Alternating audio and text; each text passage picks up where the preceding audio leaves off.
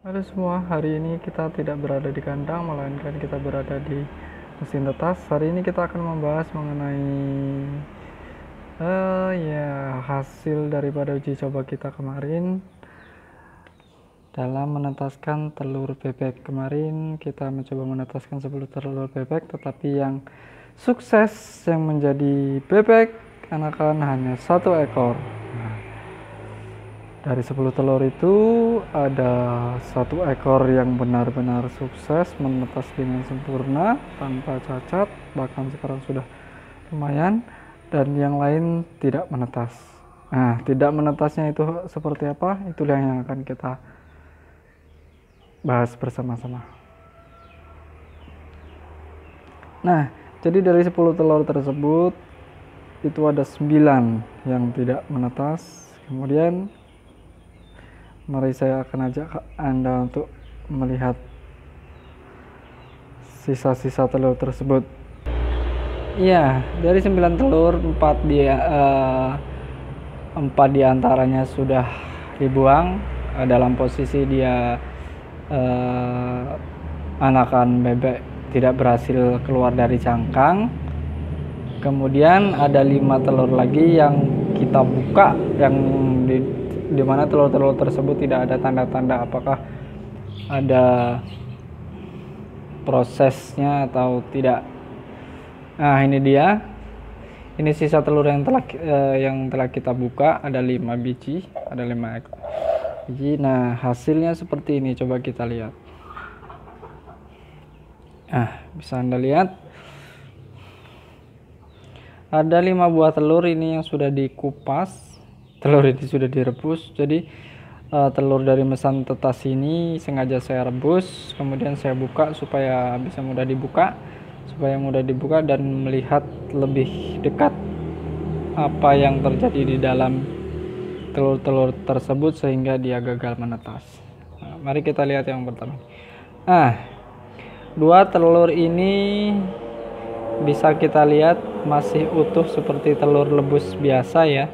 Nah, ternyata 2 telur ini adalah telur yang infertil, dalam arti telur ini tidak dibuahi oleh pejantan.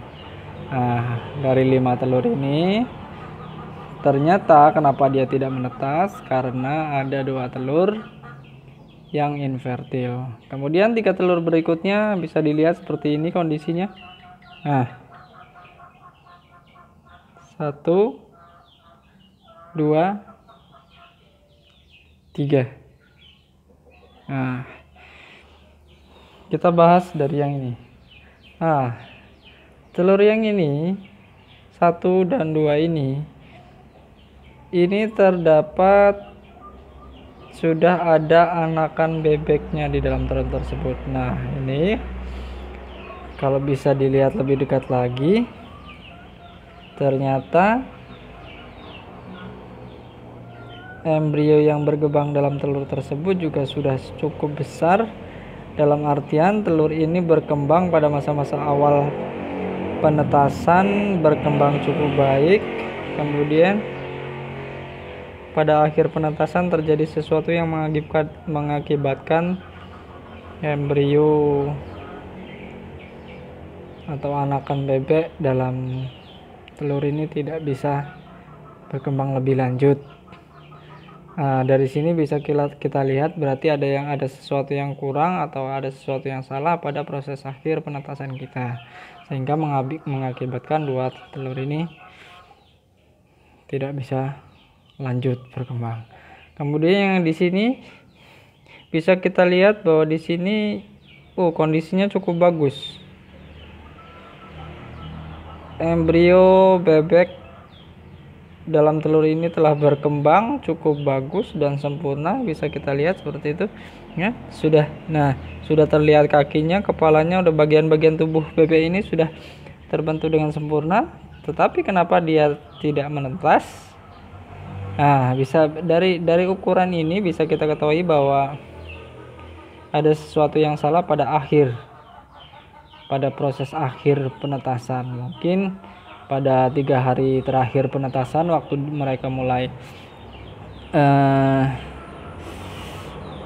waktu berhenti proses pembalikan telur seperti itu. Kemudian ada sesuatu yang salah, bisa atau mungkin karena mati lampu atau seperti apa. Nah, akhirnya doi tidak survive. Nah, saya lihat seperti itu. Nah,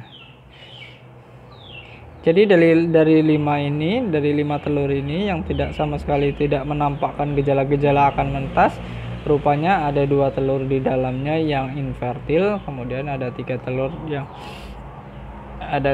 yang bermasalah. Seharusnya mungkin untuk yang satu ini yang sudah sempurna ini mungkin seharusnya bisa menetas jika dibantu kita pecahkan kerabangnya.